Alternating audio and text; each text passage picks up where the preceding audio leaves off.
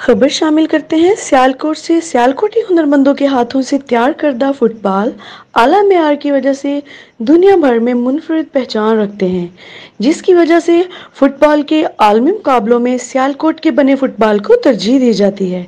2022 में तीसरी दफा सियालकोटी हुनरमंदों के हाथों से बने फुटबॉल से फुटबॉल वर्ल्ड कप का इनेकाद हुआ, जिससे सियालकोट की फुटबॉल इंडस्ट्री एक बार फिर तरक्की के मनाजिल तय कर रही है।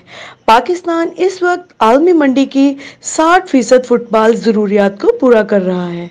सनअतकारों का कहना है अगर गवर्नमेंट तावन करे तो इसमें 20% मजीद इजाफा मुतवक्के है।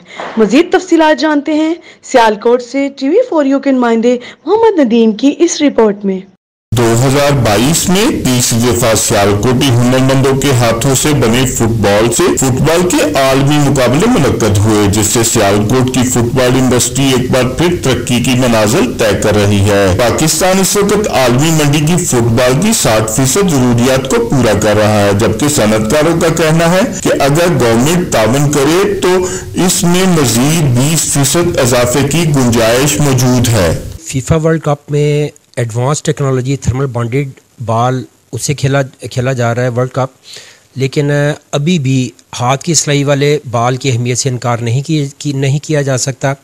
बुंदेसलीगा जो कि दूसरी बड़ी लीग है, उसमें अभी भी हाथ की सिलाई वाला बॉल इस्तेमाल हो रहा है। दुनिया फुटबॉल में जदीद टेक्नोलॉजी का इस्तेमाल अरूज पर है, लेकिन सियालकोटी हुनरमंदों के हाथ की सिलाई वाले फुटबॉल का आज भी कोई सानी नहीं। अगर गवर्नमेंट जो है बिजली के रेट को कंट्रोल करे, हमें रॉ मटेरियल की अवेलेबिलिटी बेहतरी करा दे, ट्रांसपोर्टेशन कॉस्ट को कंट्रोल कर ले, तो हम ये जो वर्ल्ड एक्सपोर्ट में फुटबॉल का हमारा शेयर है, हम इसको मजीद 20% बढ़ा सकते हैं। बराह करम TV4U को लाइक, शेयर, सब्सक्राइब कीजिएगा।